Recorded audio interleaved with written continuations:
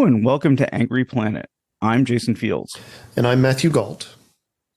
Nobody outside the Kremlin, and maybe inside the Kremlin too, knows exactly what happened over the last weekend. We do know that Yevgeny Prigozhin led something that looked like a rebellion against Vladimir Putin's government. Columns of troops and tanks turned toward the motherland, and elements of the Wagner Group made it inside 200 miles of Moscow. What did Prigozhin really want, though? And what happened to end the crisis? And is the crisis actually really over? Joining us today is Mark Katz of George Mason University. He's a longtime Russia watcher and a senior fellow at the Atlantic Council, in addition to his teaching duties. Thank you so much for joining us. Thanks for having me. Can we start with just the absolute basics? Like, what's your view of what happened last weekend? Well, it is complicated.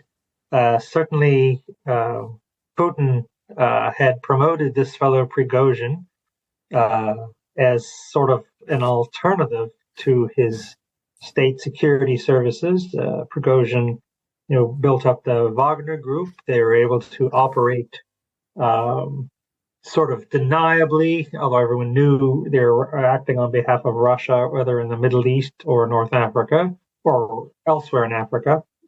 And then, of course, with the war in Ukraine, Wagner fighters were recruited to fight against Ukraine, and Prigozhin went back to his old stomping grounds, the Russian prison system, to recruit there. And, he appears to have been very effective, but at tremendous cost in terms of lives lost. And Putin basically, he likes to promote rivals. In other words, what he wants, he needs security services to keep the population in check, but he has to make sure that the security services aren't united and can overthrow him. And so he promotes rivalries among them. And Wagner essentially was a group that was, created. It wasn't a state organization at all. And I think that, there has been this rivalry between Prigozhin and the defense minister and chief of the general staff. Prigozhin's been, criticizing them heavily. They supposedly held back on weapon supplies, ammunition supplies for Prigozhin.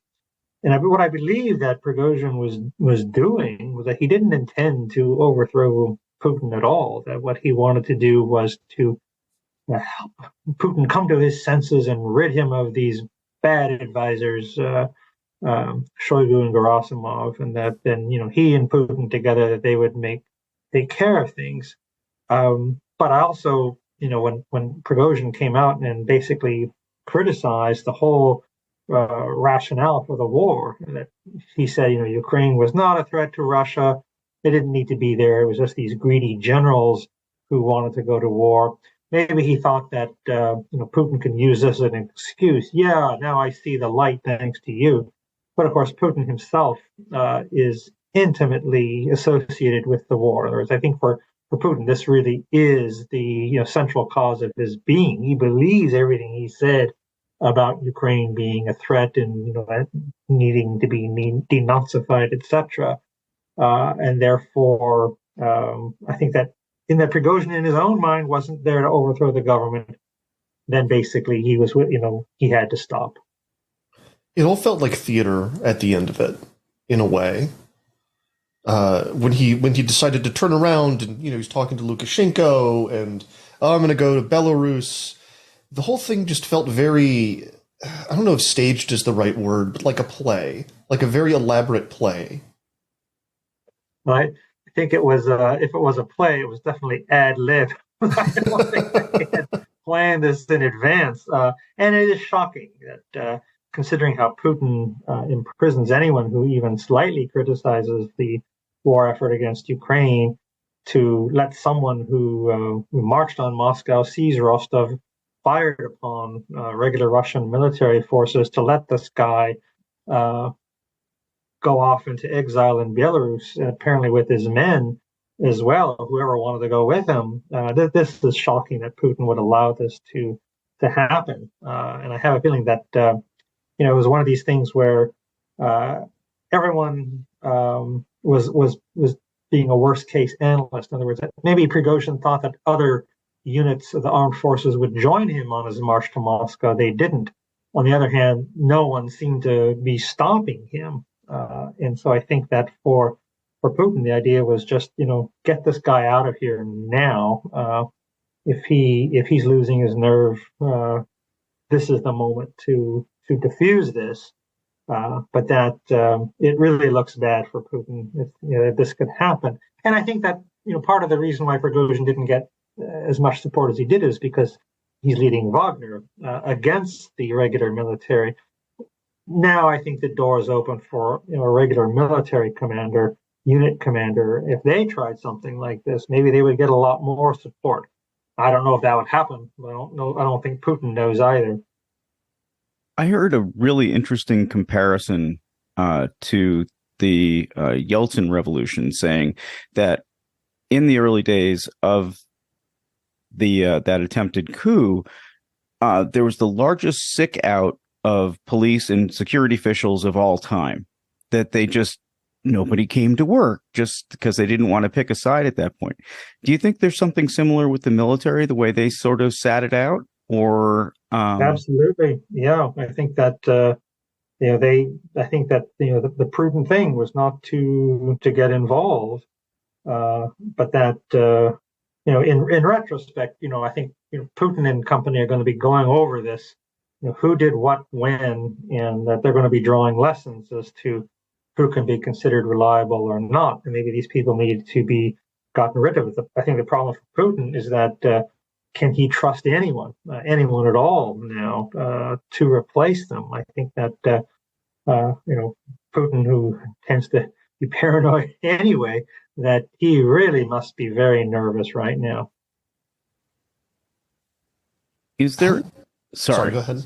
I was just going to say, is there anyone who comes to mind for you at the moment that is a potential rival? I mean, there was a lot of, I would say, junk about how Prigozhin was himself a rival to Putin in the weeks leading up to this rebellion, if you want to call it that. Is there somebody? It's really impossible to tell, because the moment that anyone seems like a possibility, Putin will move against that person. I think that if and when this happens, it will be a surprise move. It will be someone who has hitherto been a Putin loyalist, and it'll just be a total surprise. There's anyone who's expressing any sort of degree of independence now is probably not going to be able to operate in this manner. How long do you think Prigozhin lives after this? What do you think is going to happen to him in Belarus? I just can't imagine that you let this stand. Yeah, I would think, and certainly, Lukashenko has, claimed that, Putin has talked about killing him. I would think that for Putin, in that he has a history of, killing off some of his adversaries, some of his opponents, that I would think that Prigozhin would be very inconvenient. That I would not be surprised if there's an assassination attempt, certainly, or a successful assassination of Prigozhin at some point within the next few months. It'll be made to, or try to be made to, look like some sort of accident. A lot of Putin's opponents seem to fall out of windows somehow or other. It's really quite interesting. Maybe a poisoning. But they'll try to, I think that I would not be surprised if something like this happens. So I was sort of thinking it's interesting that Prigozhin knows this, may have even participated in previous defenestrations. Who knows? Was he in such a bad situation that he just had to take this risk? I mean, what? Why? Yeah, well, I think that's one of the unknowable things. In other words, I think he could have kept on going toward Moscow. That he may have succeeded. He may have even come to power for all that. But I really believe that Prigozhin, in his own mind, was not rebelling against Putin. That he was trying to help Putin by getting rid of the defense ministry people. And when it became clear that Putin wasn't going to go along with this narrative, then he got scared and, as usual, decided that protecting himself was the highest priority. And I'm just shocked that this deal was arranged at all. But there we are. Well, there was what? Pardon me, sorry. 30,000 men is our best guess?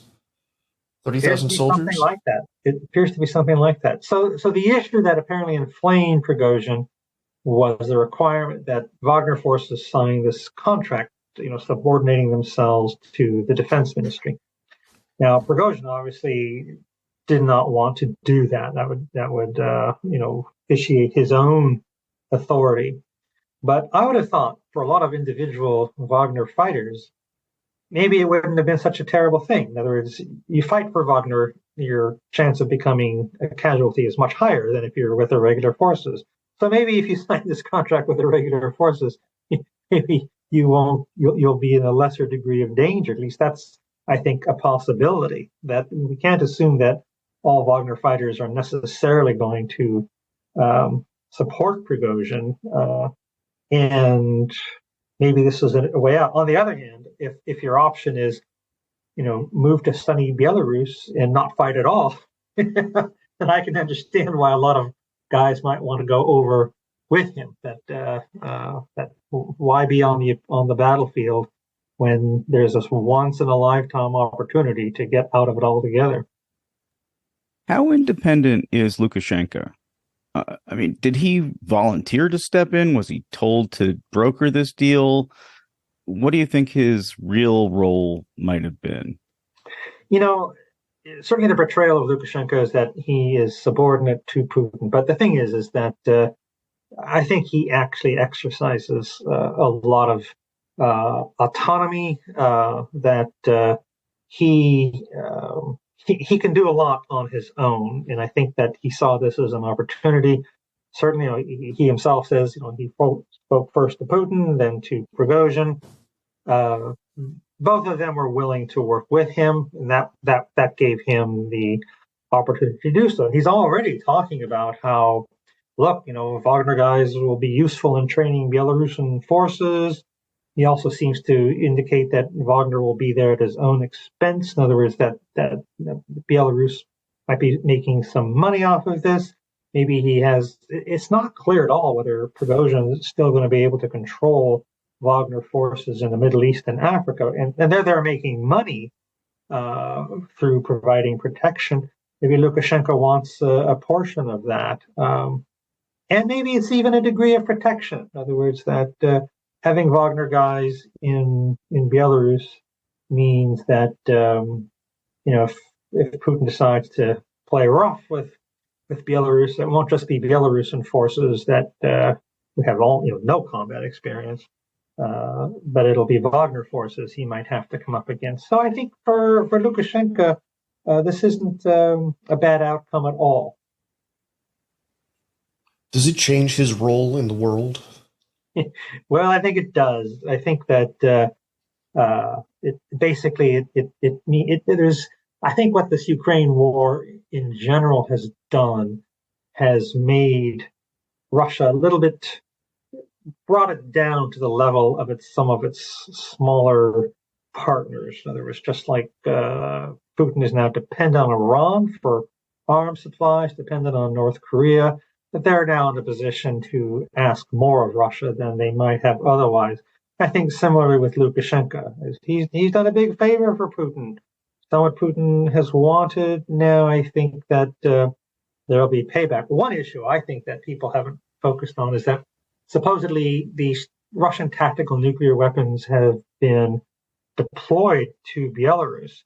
Question I have is, who ultimately controls these? Now, presumably they come with their Russian minders, but obviously there aren't going to be very many of these. Can Lukashenko basically seize control of these tactical nuclear weapons at some point or under certain circumstances? In other words, that I don't know why Putin went to the trouble to deploy tactical nuclear weapons to Belarus. maybe just for the theater of it, that somehow this would get the West's attention. But I think that this is something else that also gives Lukashenko more autonomy, especially autonomy via Russia. Yeah, we'll see how big it is, but you have a mercenary army that almost got to Moscow in a country with some tactical nukes deployed and a friendly government, right there on that border with Ukraine, right? So yeah, it shuffles things in a very surreal and unpleasant way, I think. Yeah, and I think already we're seeing that there are some Western observers who are indicating that now we really kind of need to work with Lukashenko. In other words, that he's more of an independent factor. It's one way to look at it is that he's more of a danger. Certainly, the Baltic states are seeing it that way, Lithuania in particular. But I think there are others who are going to think that maybe there's a chance to, even if we can distance him from Putin to some extent, that's good enough to try for. And I'm sure Lukashenko will have every incentive to try to make everyone, whether it's Putin, whether it's Western governments, whether it's the Chinese government, think that it's in their interests to work with Lukashenko more than anything else. How do you think Russia losing a portion of Wagner affects its war in Ukraine? It sure doesn't help. Now, there's been different estimates as to exactly how many Wagner forces were fighting in Ukraine. I think there were estimates like up to 30,000, even 50,000. There are some who say, well, really effectively it was like 8,000. Whatever it is, if these guys aren't going to be joining the Russian military, that means that there are fewer people for Moscow to rely on. And the danger is that, well, if the Wagner fighters can, put up a fuss and leave the battlefield and go to Belarus, well, why not regular soldiers? Can they do the same thing as well? So I think that Wagner leaving the battlefield, where it was undertaking, a big mission, no longer doing this, it puts more pressure on the Russian military. And the question is, just how long will these individual ordinary soldiers, are they going to go along with this, especially now that they've seen an example of successful defection? Yeah, nobody, as far as we know, on the Wagner side, there were very few casualties, or almost none. And they all got to they took two major Russian cities, right? They took Rostov and another one, and then they got to leave with seemingly no repercussions, except that you have to live in Belarus, which is not at war. Which is not at war. You don't have to fight anymore. So I would think that I wouldn't be surprised if there are some generals who feel, well, maybe I'd have a better chance than Prigozhin. And if one has the possibility of also, if you don't work but you can still escape, well, then the cost benefits of rebelling definitely are more in favor of rebelling. I'm not saying that it's likely or that Putin would treat others in the same way, but I do think that this episode has opened the door to someone in the security services, and it'll have to be someone in the security services who basically agrees with Prigozhin's argument. We don't need to be in Ukraine. It's not really a threat to us, but continuing this war is a threat both to Russia and to the Russian armed forces. In other words, that the longer this goes on, the more men are chewed up in the meat grinder, that this is ultimately going to hurt the Russian army more than anything else. And we need to put a stop to it. There's an interesting quote that I saw. Actually, it was Mark Galeotti who was talking about, if you know Mark at all, he's been on the show a bunch. he was talking about Putin and some of the other players as not exactly being capable of three-dimensional chess, right? That they are not responding in necessarily the most intelligent way. They're not necessarily thinking with a lot of forethought. I mean, and I wonder how you see that. And is Putin, I mean, it's one thing to take on small countries like, Chechnya.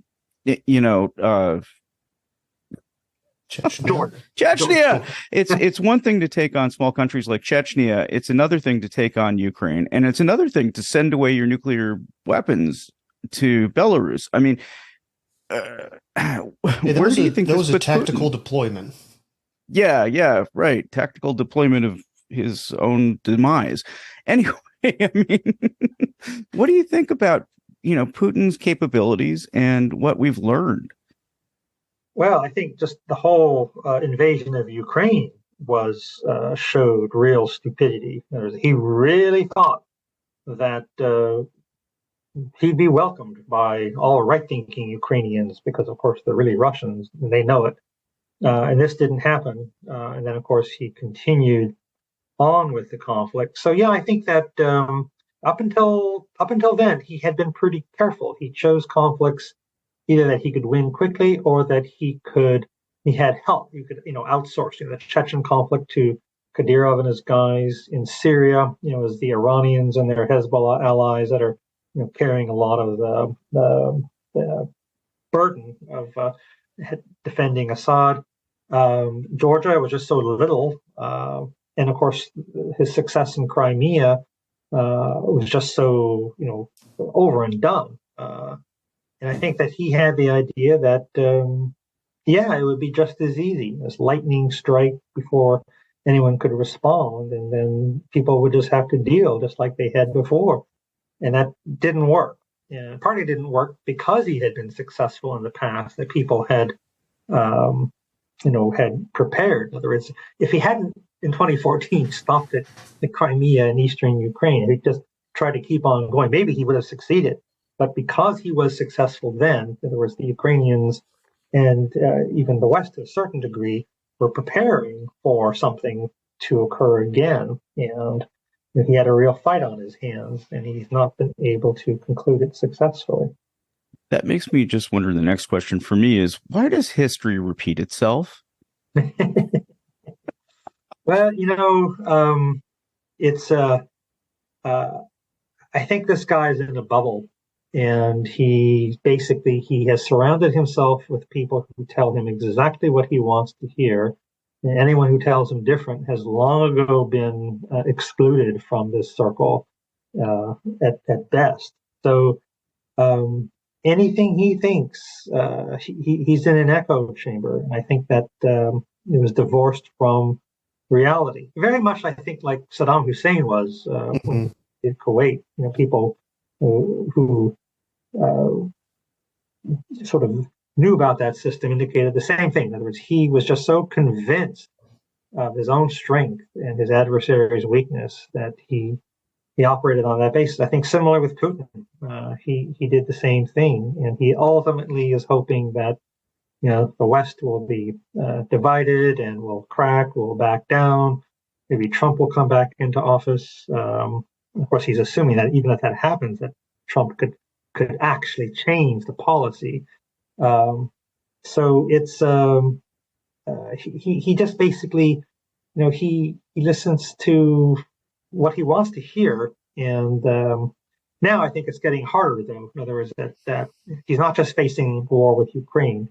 He's facing, can he trust his own security services at home? And that's a far more important problem, and I think one that's not going to be going away. I think one of my biggest takeaways from learning about European history, looking at hundreds of years, is that if you exile someone at the head of a mercenary army instead of killing them, you're going to have to fight them again later. It always comes back up every single time. Yeah, I think so. I mean, and I think that one of the really shocking things was those images of Prigozhin and Rostov, and people were cheering him people, were liking. That, I think, is a real threat. Something maybe that Prigozhin himself hadn't really anticipated, that ordinary Russians would see him as somehow being heroic. And this might give him ambition, which I think is going to make it necessary for Putin to get rid of him sooner rather than later. Because if he's allowed to thrive, who knows? And remember, Lukashenko himself, when this Union Treaty was signed in the 1990s, his idea was that, Russia, Belarus are in this union. Yeltsin's so unpopular that Lukashenko would be the guy taking over. He was disabused of that under Putin. Who knows? Maybe this guy, Lukashenko, sees this as ultimately the gambit. In other words, that there'll be a lot of people in Russia who, absent any other candidate, maybe Lukashenko could be the saint who comes in from the West and can run everything. And that these guys, I think, have outsized egos. So I would not be surprised if Lukashenko and Prigozhin together, think of something like this. But it's funny, the idea of cheering Prigozhin. I mean, of all the people to cheer, this is not a particularly nice guy. He's not likely to restore freedom to Russia or democracy. I mean, does that just show how much people are tired of Putin? I mean, that anybody looks good? I think that part of it was that, who did Prigozhin rely on as his fighters? Prisoners. In other words, not conscripts, not draftees, not my boy, not, it was, these people who are no good anyway. So I think that was something that a lot of Russians were happy about. Yeah, Prigozhin and the prisoners want to fight. That means we don't have to fight. And that's the thing that I think that is Putin's real weakness, is that, with everyone who fled at the sign of the, conscription last year, that there really isn't deep-seated support for this war. Not that they necessarily oppose it, but they don't want to make any sacrifices for it. That's for sure. And I think that Prigozhin offered people an alternative. Yeah, here's a guy who will carry on the fight, but not at our expense. And that, of course, with Prigozhin gone, is that option still there? Now, of course, the defense ministry is now supposedly recruiting within prisons. But I think what the real fear is that, well, if there are not enough Wagner volunteers, are they going to start conscripting people in Russia at some point? And that, I think, will be a very dangerous moment. Can we zoom out and talk about what it was like to do your job on Friday as all of this is playing out? Did you have a sense that you were watching a historical moment akin to like 1991? What were your feelings at the time? It very much reminded me of the late Gorbachev years, when anything you wrote today, because, just became outdated tomorrow. And the sense of possibilities are now far more open. I had been studying the Soviet Union for the longest time, and not that much really changed. In other words, you had, some leaders changed, whatever, but that, whether it's their foreign policy, domestic policies, everything changed, or everything stayed the same. And then, when Gorbachev came in and said he was going to change things, well, every previous leader had said that too. So it was very hard to believe. And so, then suddenly things did start to change, and change an awful lot. Late Gorbachev, early Yeltsin. But then they kind of went back to sort of the old predictable ways. And certainly under Putin, that was the case. Now, Putin is not announcing any kind of change, that's for sure. But the fact that this happened, what it shows is that just as in the late Cold War period, Russia is not as stable a place as it once was, and that anything can happen, that a new leadership could come to power which could very well see its interests change. It doesn't seem like there's going to be a democratic revolution. Putin seems to have inoculated Russia against that with these security services.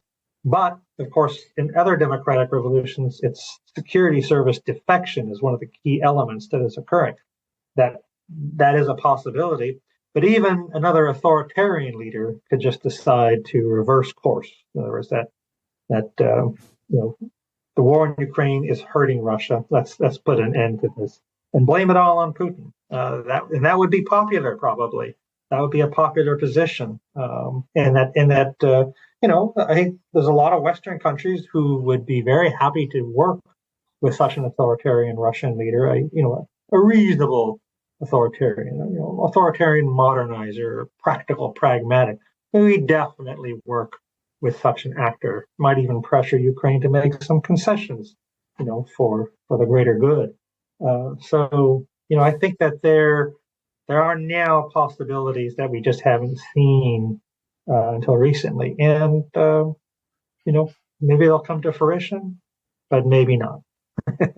No, but that's actually seems like such a good point, because there are parts of NATO that really are not happy with what's, the stance towards Russia. I mean, they're on board, but they're sort of barely on board. You have Hungary, you have the election in Slovakia, which I think happened over the weekend as well.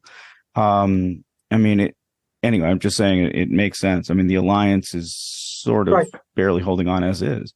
I think German public opinion, in other words, that they benefited from American protection, exporting to China, and cheap Russian gas. And they'd like to get back to that. In other words, if they could get back to having a reasonable Russia, that would be just fine with them, and probably a lot of other European countries as well. I think that that would actually be very much in Russia's interest to see Putin replaced with someone who is a little more subtle in terms of just behaving reassuringly, that people would fall all over themselves. But we have to do something to, we don't want to go back to Putin. We have to, or someone like him. So we have to make concessions to Russia. And I think that would be the natural reaction. I can even think of the people who would make such an argument. But not to say so here. What do you think the next signs would be of a change? Is there anything that people should be looking for? Well, I think that part of it's going to be is that how do they shore up the Ukrainian front? In other words, where are the guys who are going to replace Wagner fighters going to come from? And maybe it's the Wagner fighters themselves who signed this contract. Although again, I think I prefer to go to Belarus myself. But that they're going to have to do more to get people in the military, and I think this is not something that's going to be popular. Also, I think that Putin may be tempted to replace a lot of the military leadership, because I think the post-mortem on this, what he's going to go through, it's like, okay, yeah, no one came out and sided with Prigozhin, but who did nothing? Who just stood aside? Those are people that Putin cannot trust. You leave them in office. I mean, that's almost as bad as letting Prigozhin go. It's worse because they're there in Russia. On the other hand, who do you replace them with? Is there anyone really more loyal? In other words, can he trust anyone? And so what I would foresee is sort of more intensive purges and shuffling in the security service leadership. Putin going back to his instincts is to play them off against each other, to make sure they can't cooperate with each other. But I think that this is, when you're fighting a war, then this means, okay, you want to keep your security services weak for your own internal purposes, but they need to be strong to fight a foreign enemy. You can't do it both ways.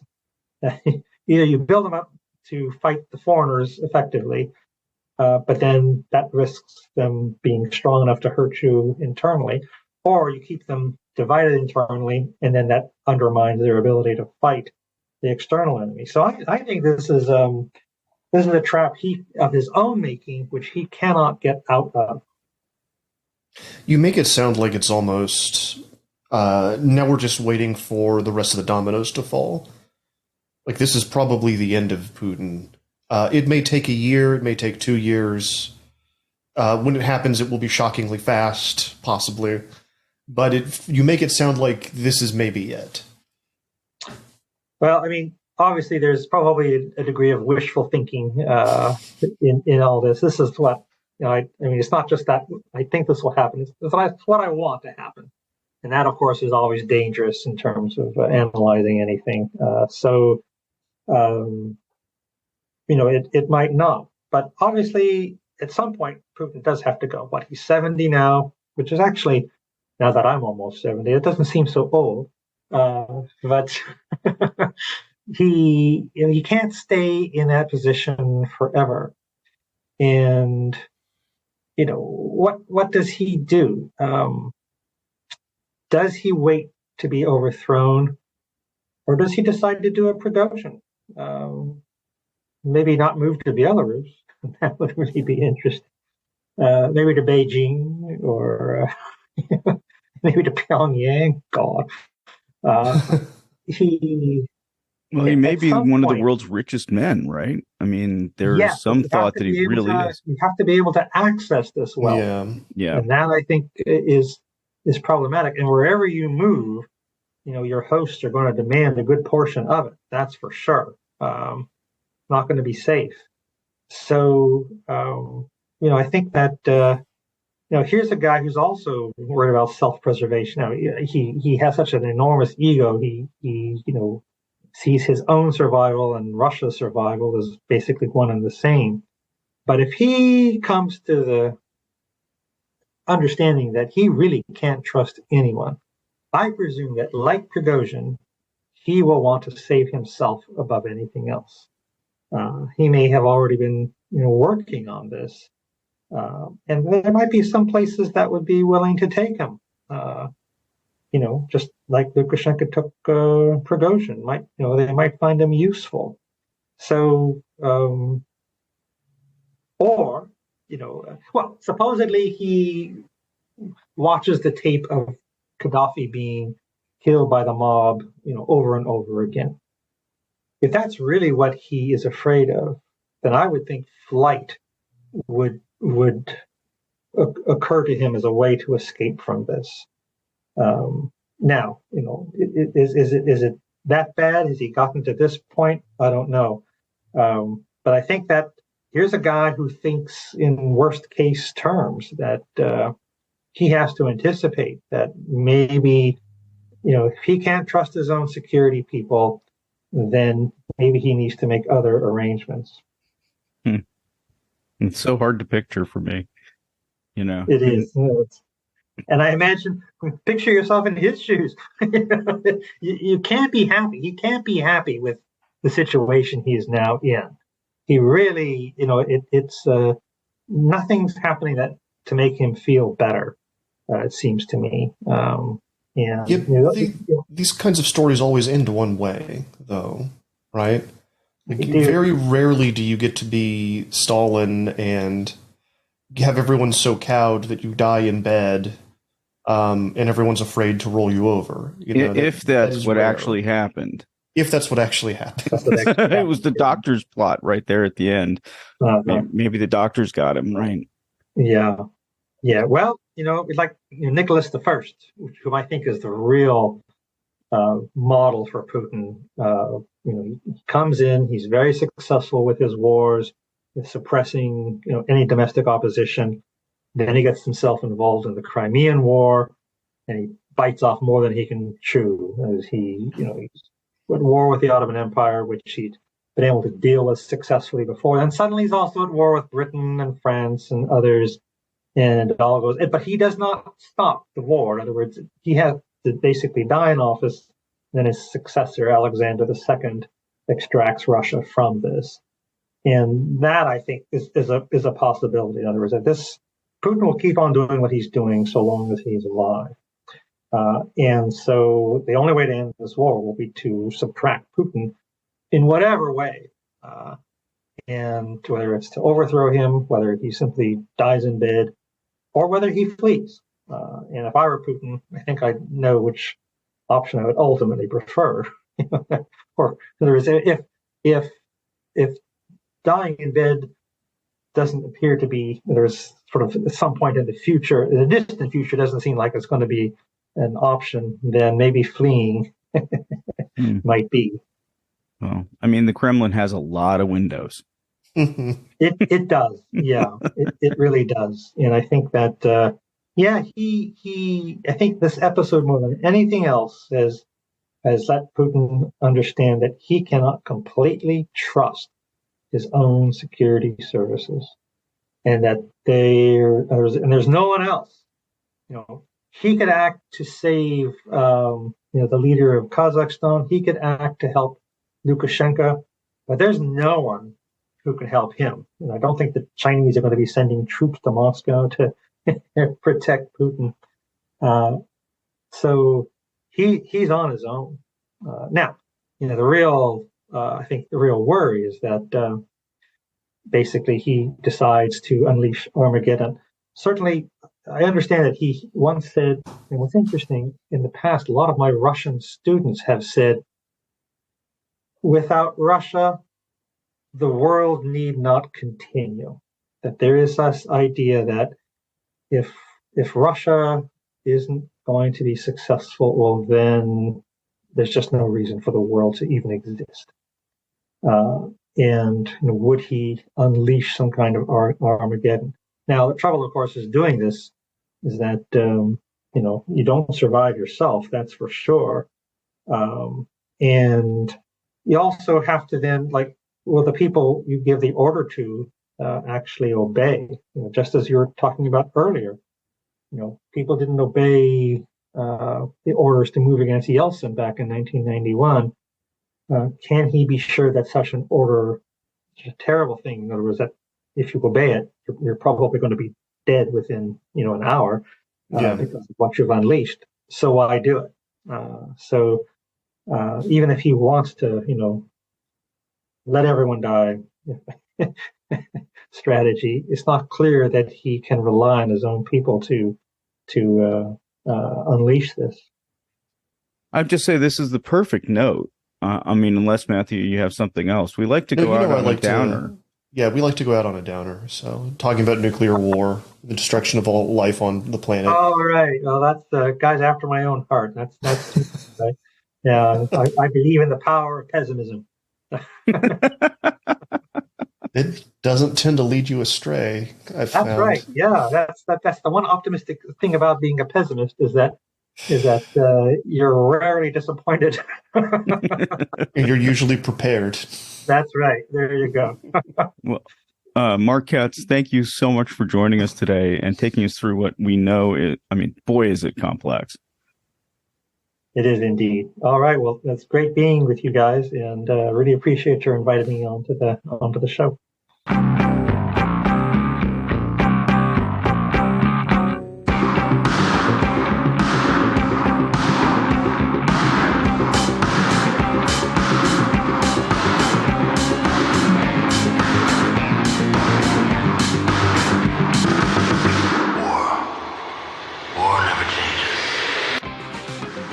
Thanks for listening to another episode of Angry Planet. The show is produced with love by Matthew Galt and Jason Fields, with the assistance of Kevin Nadal. This is the place where we ask you for money. If you subscribe to us on substack.angryplanet.com, it means the world to us. The show, which we've been doing for more than 7 years now, means the world to us, and we hope it means a lot to you. We're incredibly grateful to our subscribers. Please feel free to ask us questions, suggest show ideas, or just say hi. $9 a month may sound like a big ask, but it helps us to do the show on top of everything else that we do. We'd love to make Angry Planet a full-time gig and bring you a lot more content. If we get enough subscriptions, that's exactly what we'll do.